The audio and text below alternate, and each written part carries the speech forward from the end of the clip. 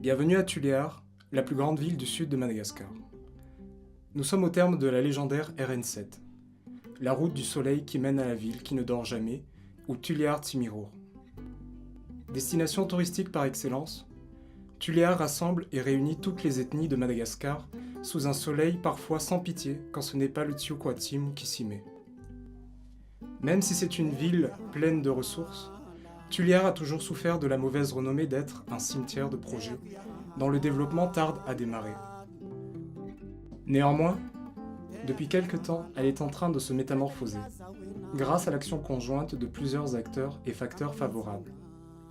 Parmi les acteurs clés du changement, il y a eu l'intervention de l'ONG allemande Welthungerhilfe, qui, grâce au financement de la BMZ, a lancé en août 2014 le projet PASSAT, assainissement solide et sécurité alimentaire à Tuléar.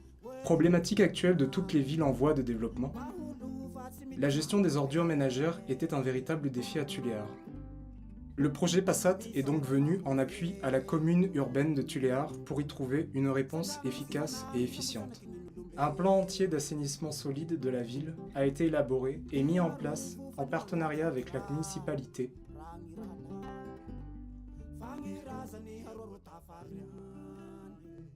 Depuis le balayage des rues publiques et la collecte jusqu'au traitement et la valorisation de déchets.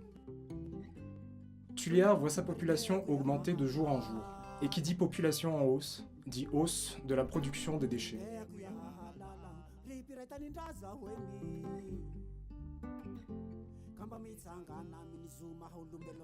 Jusqu'en 2014, les déchets étaient évacués ici et là sans réelle politique de gestion, donnant lieu à plusieurs dépôts sauvages partout avec des dégâts consistants pour la santé publique.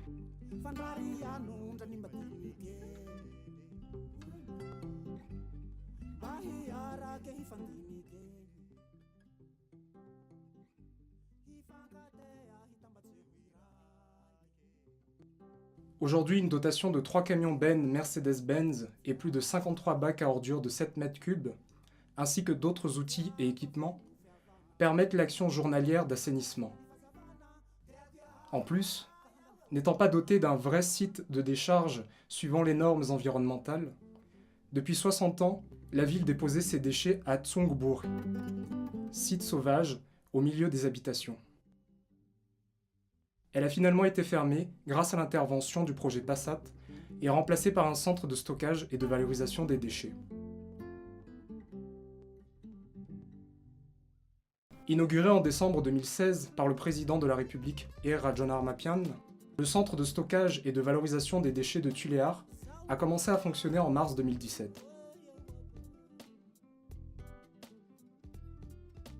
Il reçoit aujourd'hui la plus grande partie des déchets de la ville qui sont traités puis valorisés quand ils peuvent l'être, pour démarrer une nouvelle vie en qualité de ressources, autrement enfouies dans les bassins. Le site est entièrement autonome en eau et en électricité.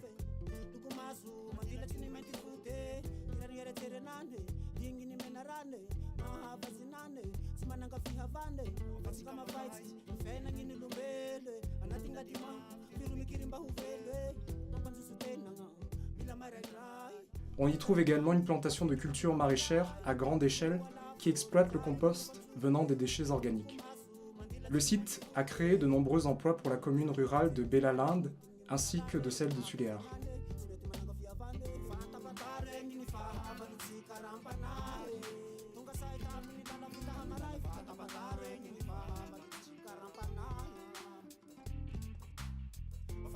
Dans le cadre de ses activités à Tuléar, le projet PASSAT a mis en place différentes structures pour améliorer la gestion des déchets en ville. Un service de collecte de déchets à domicile, mettant en avant l'utilisation des nouvelles technologies, a par exemple été mis en place. GreenSeek combine l'utilisation de codes barres, de lecteurs et le mobile banking pour une collecte de déchets porte-à-porte efficace et transparente.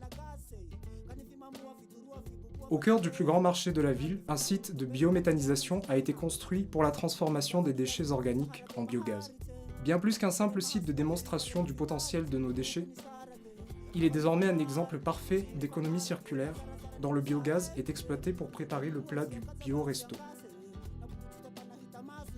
Les papiers sont ainsi transformés en véritables objets de beauté grâce à la création de magnifiques ensembles de bijoux baptisés Green Taco, menés par des femmes issues de milieux défavorisés.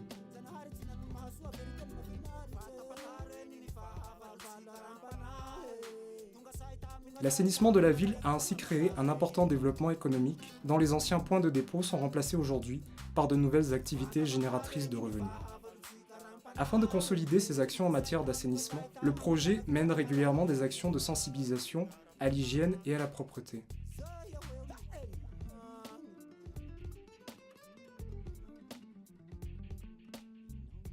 Répondant à ces activités d'intervention en matière d'accès à l'eau potable, le projet Passat WHH a depuis 2014 construit et réhabilité des puits et des barrages. Ce, afin de fournir de l'eau potable à des milliers de foyers de la région Atsim-Anjefan.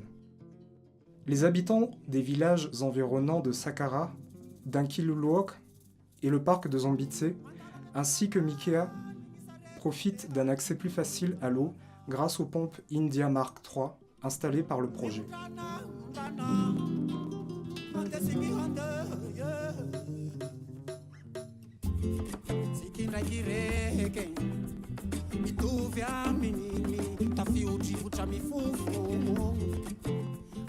Afin de lutter contre l'érosion autour de ces installations nouvellement construites, des activités de lutte anti-érosive ont été menées. Ce sont généralement des activités en ACT, ou argent contre travail, afin d'apporter une solution d'urgence aux populations, pour la plupart dans une situation de misère financière.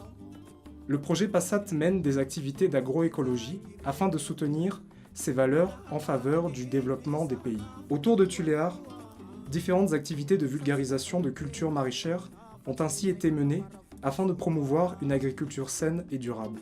De nombreux bénéficiaires ont ainsi pu, pendant ces 3 dernières années, profiter de l'expertise de l'ONG Welthungerhilfe, afin d'améliorer non seulement leur mode de culture, mais aussi leur niveau de vie.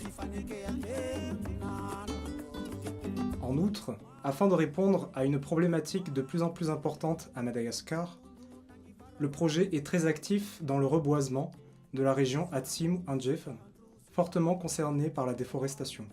Chaque année durant ces 3 ans, le projet a ainsi mené des opérations massives de reboisement en collaboration avec les institutions, ONG, partenaires techniques et la population des zones concernées. Le projet Passat de la Welthungerhilfe a désormais montré que grâce à un partenariat efficace et la bonne collaboration entre tous les acteurs, le changement est possible. Le futur du service sera ainsi assuré par la participation active du secteur privé et la poursuite d'une collaboration efficace avec la municipalité, grâce à la délégation de services en partenariat public-privé. L'action de la WHH, par le biais de la BMZ, a été un moteur de développement durable et c'était un cas de succès possible grâce aux efforts de tout et chacun.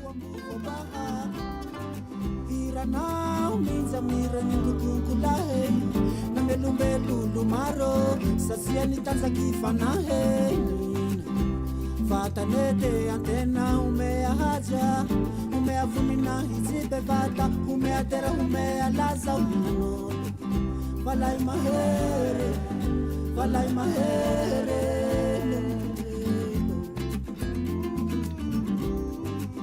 valai mahere valai mahere